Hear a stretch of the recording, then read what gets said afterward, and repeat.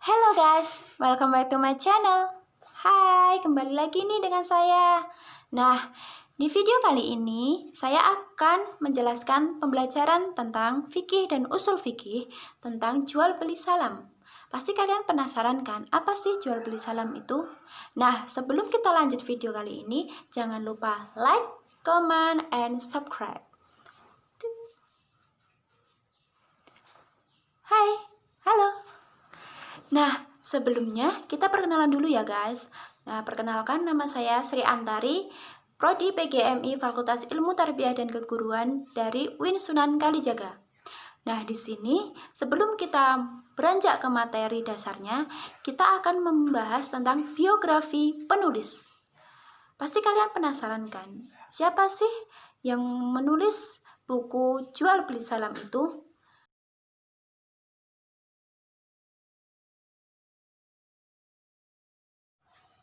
Pertama-tama saya akan menjelaskan biografi dari penulis buku Jual Beli Salam ini. Penulis buku Jual Beli Salam ini bernama Ustadz Ahmad Syarwat LCMA. Beliau kelahiran Kairo 19 September 1969. Sekarang beliau bertempat tinggal di daerah Darul Ulum, Jalan Karet Kadurinan nomor 53, Jakarta Selatan. Beliau juga telah menikah dengan seorang ustazah bernama Aini Aryani LC. Riwayat pendidikan beliau lulusan S1 di Universitas Islam Imam Muhammad Ibnu Saud di Libya dan S2 dan S3-nya di Institut Ilmu Al-Quran di Jakarta. Keseharian beliau menjadi dosen Sekolah Tinggi Akuntansi Negara, menjadi direktur utama kampus syariah, pengasuh rubrik syariah dan kehidupan, ketua umum Yayasan Daurul Umum Al-Islamiyah. Selain itu, beliau juga membuat banyak sekali buku karya ilmiah, yaitu dengan judul Fikih tentang Kehidupan, Tanya Jawab Fikih, dan Kajian Dasar Islam.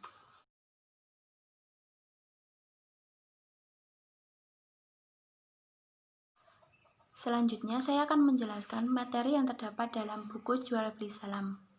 Materi yang pertama yaitu definisi jual beli salam. Definisi jual beli salam di sini adalah jual beli sarang yang telah dijelaskan sifat atau karakteristiknya, kemudian diberi tanggungan imbalan atau pembayaran saat itu juga. Maksud dari jual beli salam di sini yaitu penjual memberi sifat atau spesifikasi kepada pembeli. Setelah pembeli menyetujui dan menginginkan barang tersebut, pembeli harus membayar saat itu juga atau membayar secara tunai tanpa uang muka pada saat itu juga. Tetapi barang diberikan saat tempo yang telah ditentukan dan disepakati antara penjual dan pembeli. Materi yang kedua yaitu tentang perbedaan antara jual beli salam dengan jual beli lainnya. Di sini perbedaannya dibagi menjadi 3. Yang pertama yaitu dalam jual beli salam bukan uang muka. Yang dimaksud di sini yaitu jual beli salam tidak menggunakan uang muka atau sistem kreditnya yaitu kreditnya barang bukan uang. Nggak seperti jual beli kredit lainnya ya. Kalau di jual beli salam ini sistemnya itu kita membayar terlebih dahulu lunas pembayaran uangnya, uang barang.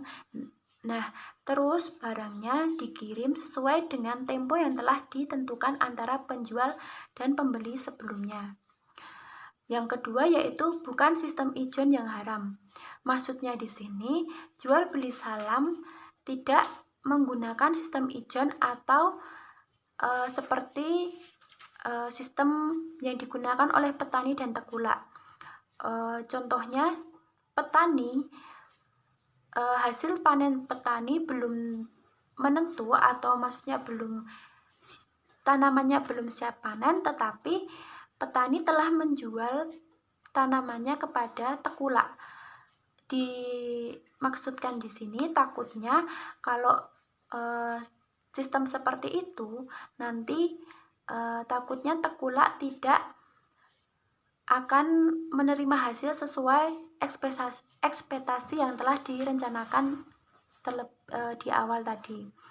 Yang ketiga yaitu bukan menjual barang milik orang lain. Di sini dijual beli salam di sini harus yang dijual adalah barang milik diri sendiri, bukan barang milik orang lain, apalagi barang curian. Materi yang ketiga yaitu masyhuriyah atau akad salam ditetapkan kebolehannya di dalam Al-Quran, As-Sunnah, dan juga Ijma'. Yang pertama yaitu dalam Al-Quran yang tertuang dalam Quran Surat Al-Baqarah ayat 282 yang berbunyi A'udzubillahi minasyaitonirrajim. Bismillahirrahmanirrahim. Ya ayyuhalladzina amanu idza tadayantum bidaini ila akhalin musamman faktubuh. Yang artinya, hai orang-orang yang beriman, apabila kamu bermuamalah tidak secara tunai untuk waktu yang ditentukan, hendaklah kamu menuliskannya. Yang kedua adalah berdasarkan As-Sunnah. Dalam As-Sunnah An-Nabawiyah, dalil dengan salam ini disebutkan dalam hadis riwayat Ibnu Abbas radhiyallahu anhu yang berbunyi An Ibni Abbas qala khadi ma'an nabi al-madinata wa hum yuslifuna fi ashimari as-sanata was-sanataini faqala mana aslafa fi tamrin falyuslif fi kailin ma'lumim wa wasnin ma'lumim ila ajalim ma'lumin mattufaqun alaih.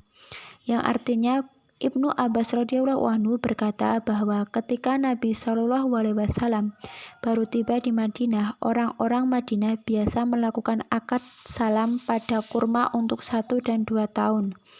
Maka Nabi Shallallahu alaihi wasallam bersabda, siapa yang melakukan akad salam pada kurma, maka lakukan dengan timbangan yang ditentukan dan dalam jangka waktu yang ditentukan. Hadis riwayat Bukhari dan Muslim. Yang ketiga yaitu berdasarkan ijma', yaitu berdasarkan pendapat Ibnu Al-Munazis menyebutkan bahwa semua orang yang kami kenal sebagai ahli ilmu telah bersepakat bahwa akad salam itu merupakan akad yang diperbolehkan. Yang keempat yaitu manfaat akad salam.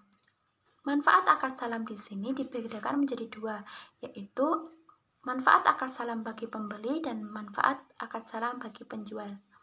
Manfaat akad salam bagi pembeli yang pertama yaitu produk atau barang jelas, sehingga sebelum kita melakukan pembelian, penjual telah memberikan spesifikasi atau sifat-sifat barang kepada pembeli sehingga pembeli jelas dan tidak akan kecewa dengan barang yang akan dibelinya. Yang kedua yaitu harga yang didapat oleh pembeli lebih baik daripada harga yang ada di pasaran sehingga pembeli akan merasa tidak kekurangan uang atau merasa harganya itu lebih murah daripada dengan yang dijual di pasaran. Yang kedua yaitu manfaat bagi penjual. Yang pertama, penjual memiliki tempo sehingga penjual sebelumnya bisa menjual barang yang telah ditawarkan ke orang lain dan nanti setelah jatuh tempo penjual bisa dalam jangka temponya itu penjual bisa membuat barang sesuai dengan keinginan pembelinya yang telah dijual beli salamkan tadi. Manfaat yang keduanya yaitu mendapatkan modal. Jadi beliau pembenjual ini sebelumnya sudah mendapatkan modal terlebih dahulu sehingga bisa menjual lagi produk atau membuat lagi produk lainnya jika telah memiliki modal. Selanjutnya yaitu materi yang kelima, yaitu rukun dalam jual beli salam.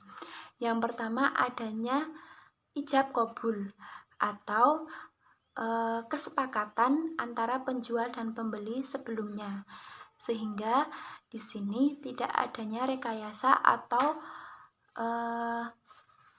nanti tidak adanya kecurangan di dalam pembelian. Yang kedua yaitu adanya penjual dan pembeli. Yang ketiga yaitu adanya uang dan barang, sehingga dalam jual beli salam ini nanti ada uang dan ada barang sesuai dengan keinginan pembeli dan sesuai dengan kesepakatan pembeli dan penjual. Yang keenam yaitu syarat akad pada uang. Nah, di sini syarat akad pada uang yang pertama yaitu harus jelas nilainya. Kenapa harus jelas nilainya? Karena jika kita akan membayarkan suatu barang, penjual harus benar-benar menjelaskan nilai barang yang akan dijual, sehingga jika terjadi tawar-menawar, pembeli akan jelas nilai yang akan ditawarkan, sehingga tidak akan terjadi suatu kecurigaan begitu. Terus yang kedua yaitu diserahkan secara tunai. Jadi di sini uangnya itu diserahkan secara tunai kepada penjual, tidak diangsurkan. Nah, selanjutnya yaitu syarat akad salam pada barang. Syarat akad salam pada barang di sini yang pertama yaitu barang harus jelas spesifikasinya atau sifatnya, sehingga penjual atau pembeli tidak akan merasa curiga dan pembeli akan merasa puas dengan barang sesuai dengan keinginan atau spesifikasi sifatnya barang tersebut. Yang kedua yaitu jelas tempo atau jelas hari yang akan ditentukan untuk penyerahan barang. Yang ketiga yaitu jelas tempat penyerahan barang tersebut, sehingga nanti setelah datang jatuh tempo, pembeli akan segera datang ke tempat penyerahan barang tersebut. Tidak akan terjadi kecurigaan jika penjual tersebut membohongi pembeli. Selanjutnya yang kelima yaitu barang tidak diberikan saat akad, sehingga kalau diserahkan saat itu juga namanya bukan jual beli salam. Selanjutnya yaitu perbedaan pendapat pengertian jual beli salam berdasarkan mazhab. Yang pertama yaitu pendapat mazhab Imam Hanafi dan Imam Hambali. Jual beli salam di sini menurut beliau adalah jual beli salam yaitu jual beli barang dengan pembayaran dilakukan pada saat akad itu juga. Yang kedua yaitu pendapat Imam Syafi'i. Di sini Imam Syafi'i menjelaskan bahwa jual beli salam menurut beliau seperti pendapat yang pertama yaitu Imam Hambali dan Imam Hanafi, yaitu jual beli barang dilakukan, barang diberikan kemudian hari, tetapi dalam pemberian uang dilakukan secara tunai pada saat itu juga atau saat akad berlangsung. Yang ketiga yaitu pendapat berdasarkan mazhab Imam Maliki.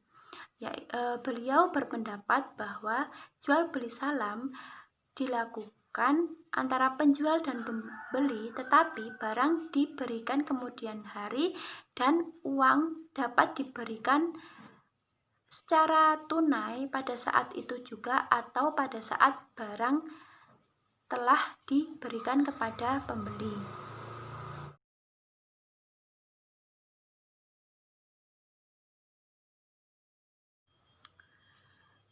Yang selanjutnya yaitu saya akan menjelaskan kelebihan dari buku jual beli salam di sini.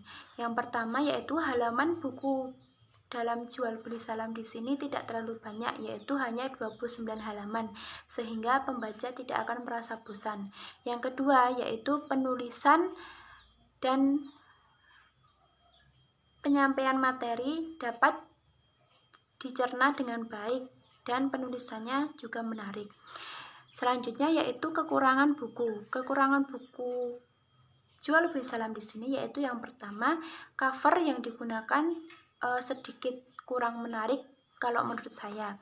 Yang kedua yaitu banyak kata yang diulang-ulang oleh penulis, sehingga kadang kita akan merasa heran, kok ini katanya diulang-ulang terus.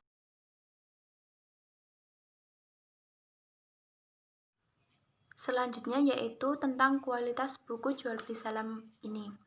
Menurut saya kualitas buku jual beli salam ini sudah baik dari segi mutu dan dari segi pengetahuan. Karena meski halamannya sedikit, tetapi dari segi mutu pengetahuannya di sini sudah dapat, karena dalam penyampaian materi menurut saya sudah sangat jelas, seperti definisi salam itu sendiri apa, terus rukun dalam jual beli salam itu seperti apa, manfaatnya bagi pembeli dan penjual seperti apa, dan hukum yang menjelaskan tentang diperbolehkannya jual beli salam dalam Al-Quran, hadis, ataupun ijma para ulama. Dan dalam segi mutu sendiri sih menurut saya sudah baik ya, karena di sini dalam segi cover meski sedikit tidak menarik, tetapi menurut saya sudah cukup baik dari segi.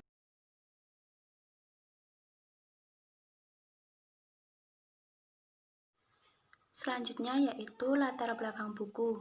Judul buku yaitu Jual Beli Salam, penulis Ustadz Ahmad Jarwat LCMA, editor Fatih, setting and layout Fayad dan Fawas, cover Fakih, penerbit Rumah Fikih Publishing, cetakan 10 Desember 2018. Sekian konten video dari saya, kurang lebihnya mohon maaf. Akhir wassalam, wassalamualaikum warahmatullahi wabarakatuh. Sampai jumpa lagi, dah.